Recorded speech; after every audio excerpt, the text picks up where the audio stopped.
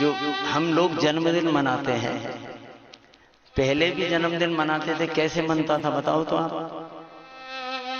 चौक बनाया जाता था, उस पे पटा रखा जाता था, फिर जिसका जन्मदिन हो उसका तिलक किया जाता था, फिर ऊपर से गुलगुले, वो मीठे भजिए उनको लुटाया जाता था। अब कहीं होता है?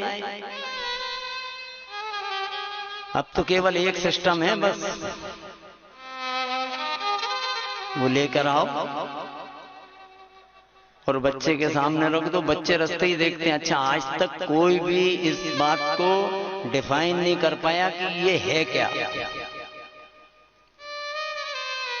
कोई अगर जानता हो कि ये क्या है तो बताओ आप, ये क्या रहता है, इसका मतलब क्या है? अच्छा चलो आप काटो केक, हमें इससे कोई आपत्ति नहीं, लेकिन कितना बड़ा अपराध हम करते हैं, इस बात को जरा सोचने का प्रयास करना। केक के ऊपर एक मोमबत्ती गाड़ते हैं और फिर उसको जलाते हैं। अच्छा एक बात बताओ, सनातन धर्म में अच्छे काम की शुरुआत दिया जलाने से होती है कि दिया बुझाने से होती है? तो क्या करते हो फिर आप? बच्चे से कहते हो फूंक मार,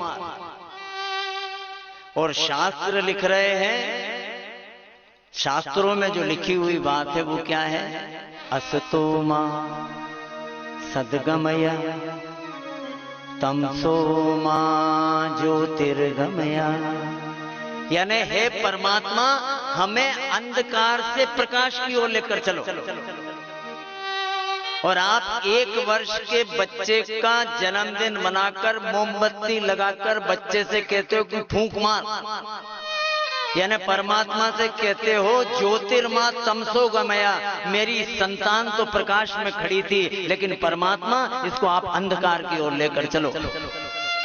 बच्चे से फूंक लगाते नहीं बनती तो इस तरफ माताजी और इस तरफ पिताजी, ये दोनों जोर लगाते हैं और उस मोमबत्ती को बुझा देते हैं। ये हमारी सनातन परंपरा है क्या? तो फिर 1 साल के बच्चे के हाथ में चाकू, वो तो अब तो वो थोड़े फैंसी प्लास्टिक के चाकू आ गए ना, पहले तो वही घर का ही दे देते थे उसके हाथ में। और फिर क्या कहते थे? काट। 1 साल के बच्चे से चक्कू हाथ में देके कहते हो काट।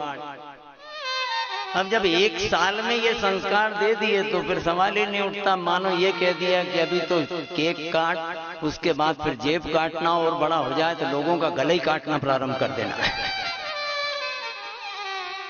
तो ये आप केक काटो, हमें कोई आपत्ति नहीं, लेकिन कम से कम जो मोमबत्ती बुझाने का प्रचलन है उससे हमें अपने आप को बचाना पड़ेगा।